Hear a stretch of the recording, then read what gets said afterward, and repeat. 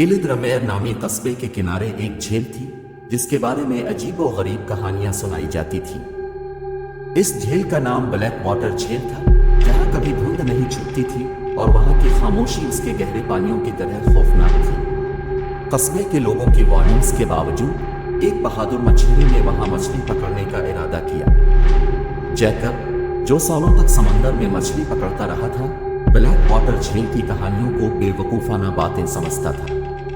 एक उदास शाम, जब सूरज बादलों के पीछे छप गया था, जैकब अपनी मछली पकड़ने की छड़ी और बहादुरी के साथ झील की तरफ निकल पड़ा। जैसे ही जैकब झील के करीब पहुंचा, हवा सर्द होने लगी।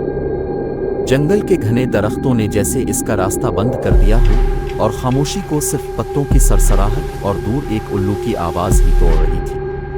बेखौफ, जैकब ने अपनी पुरानी कुश्ती में बैठकर झील के बीच तक सफर किया, जहां पानी बिल्कुल साकित था। जब इसने अपनी मछली पकड़ने की छड़ी पानी में डाली, तो उसे एक अजीब सा एहसास हुआ।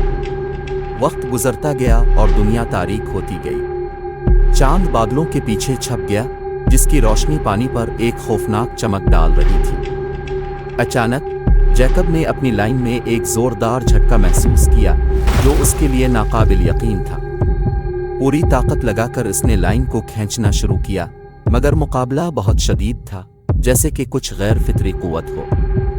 पानी के नीचे से एक भयानक मखलूक निकला, जिसकी शक्ल इंसानी नहीं थी। इसकी आंखें खाली और गहरी थीं, जिनमें से एक खौफनाक रोशनी निकल रही थी, और उसका जिस्म एक बदहाल ढांचे की तरह था।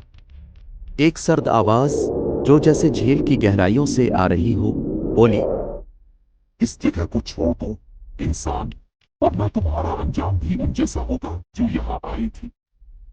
जैकब खौफजदा था मगर हरकत नहीं कर पा रहा था, जैसे किसी गैर मर्ई ताकत ने इसे पकड़ रखा हो। मखलूक का बोनी हाथ कुश्ती के किनारे को पकड़ रहा था, जिससे कुश्ती हल रही थी। जैकब ने जान बचाने के लिए चाकू उठाया और मखलूक के हाथ पर वार किया, जिससे वो वापस पानी में चली गई और पानी दोबारा साकित हो गया।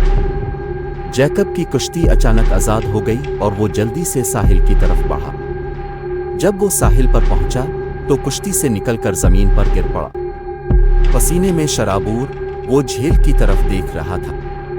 धुंध और गहरी हो गई थी और उसकी आखिरी वार्निंग जैकब के दिमाग में गूंज रही थी। वापस आओगे तो तुम्हारी रूह हमारी होगी।